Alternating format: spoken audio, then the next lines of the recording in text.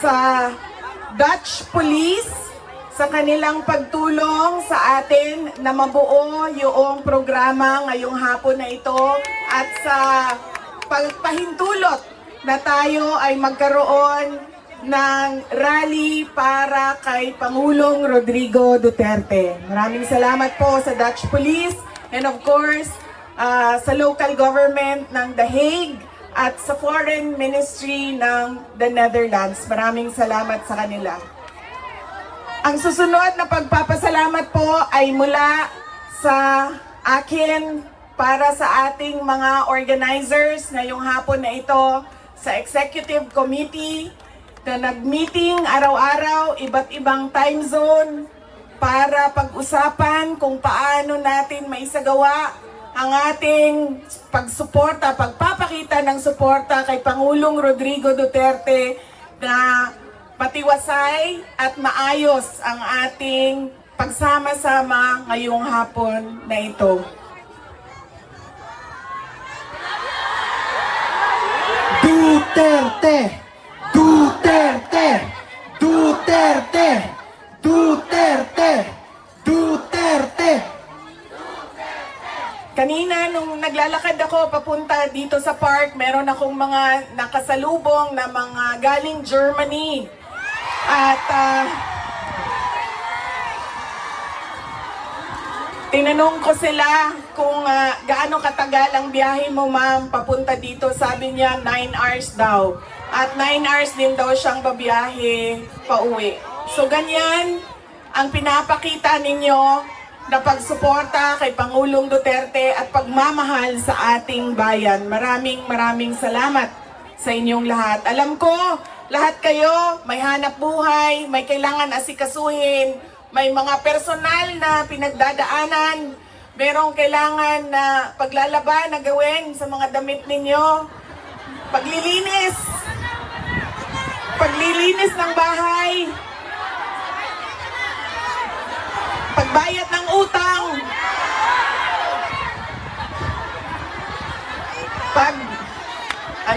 pagtawad sa inyong mga mahal sa buhay doon sa Pilipinas, ay nandito kayo ngayong hapon na ito at ibinigay ninyo ang oras ninyo at panahon ninyo para mapag-usapan natin ang estado ng ating mahal na bayang Pilipinas. Maraming salamat po sa inyo.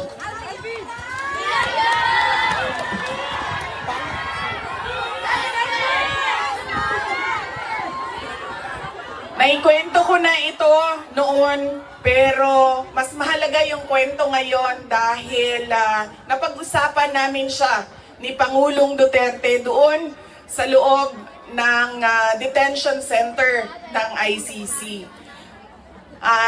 Noong ako ay bata pa, lagi sinasabi ng hindi niya yung generation ng tatay ko, 1940s, 1950s, 1960s, hindi sila yung mga magulang na tulad ngayon sa atin na ini-explain natin sa ating mga anak kung bakit natin ginagawa ang mga bagay-bagay.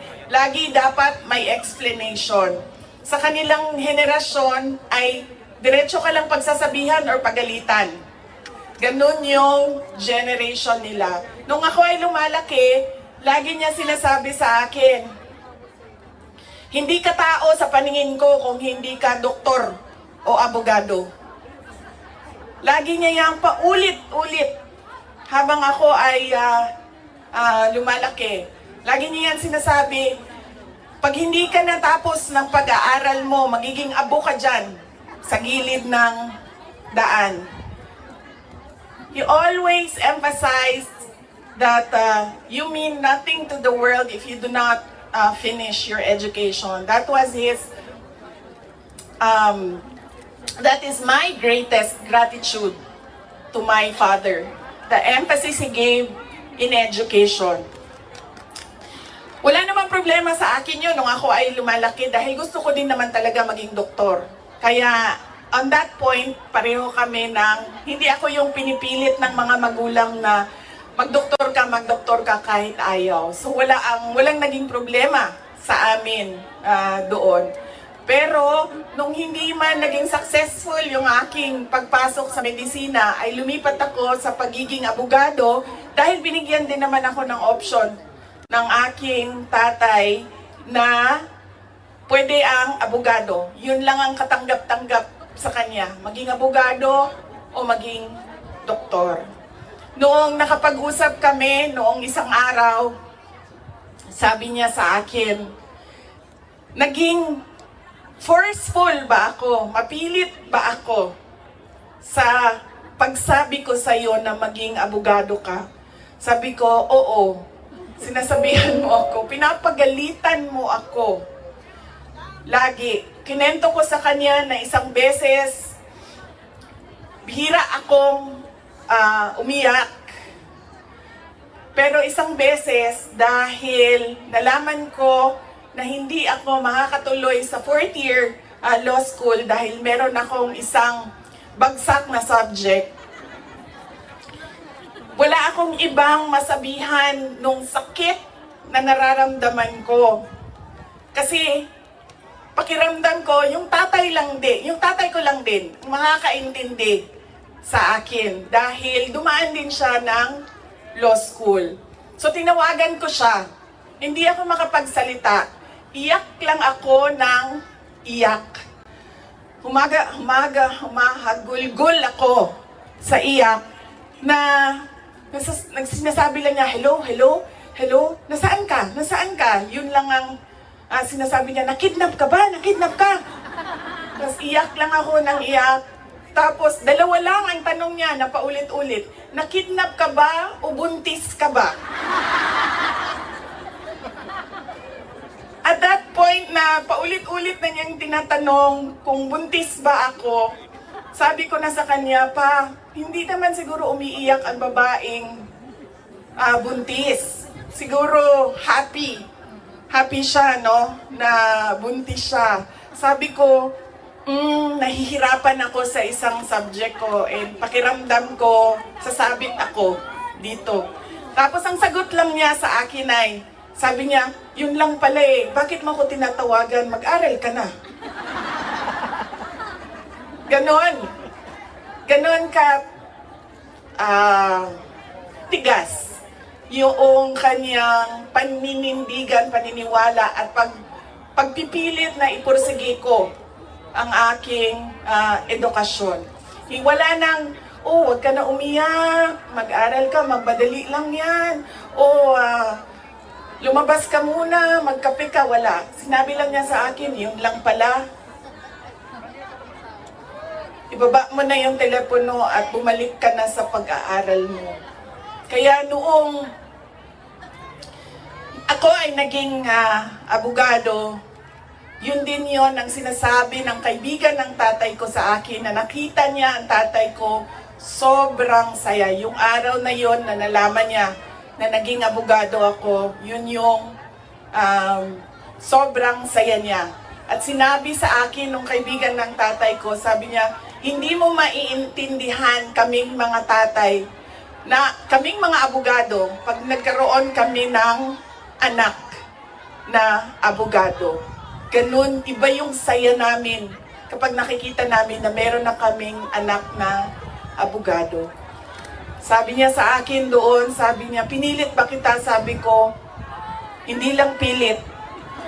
Sinigawan mo ako at pinaiyak mo ako ng madaming beses dahil sa edukasyon at sa pag-aaral.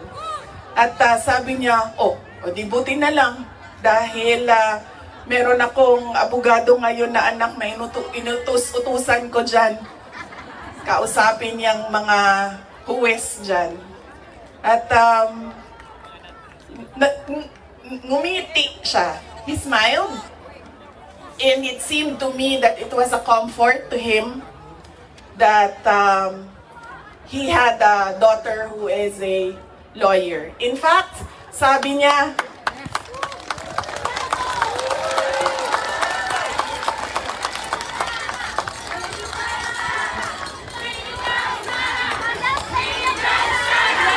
Inday Sara Duterte! Inday Sara Duterte! Inday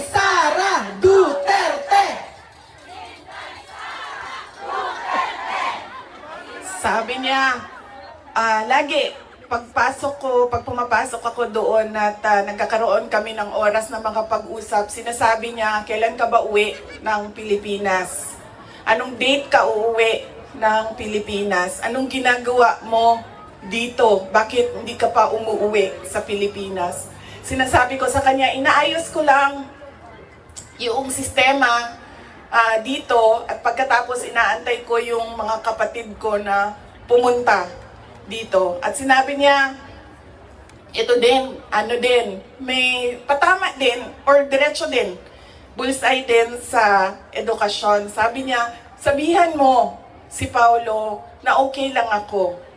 At huwag siyang pumunta dito hanggang hindi matapos ang eleksyon at maging congressman siya ng 1st District ng Davao City.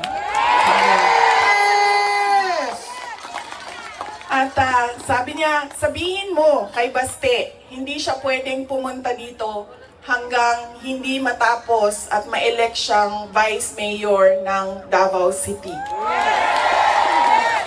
Ito ang pinakamatindi dahil pinagtatawanan namin siya sa group chat namin. Kaming magkakapatid 4, meron kaming group chat.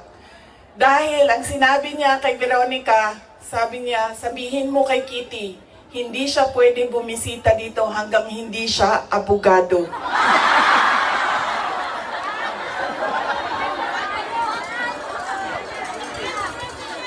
Sabi ni Kitty, grabe ang overacting ni Papa. So, ibig sabihin ba, mga 5 years. She has 5 years until she becomes a lawyer.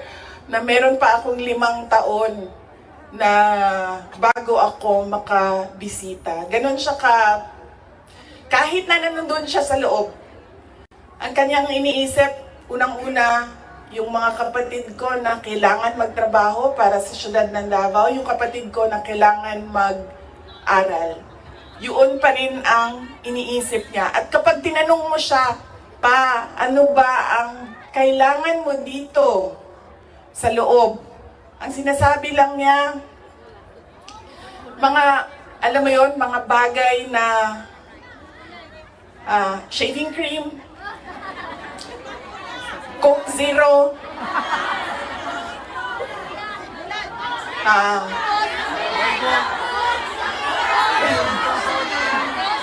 tumigil na siya sa kakahingi ng Pinoy na ulam dahil parang hindi talaga kaya nung nagluluto sa loob ang Pinoy na ulam. Pero nagpadala ako kahapon ng PDF file ng mga recipes na pwedeng sundin nung nagluluto.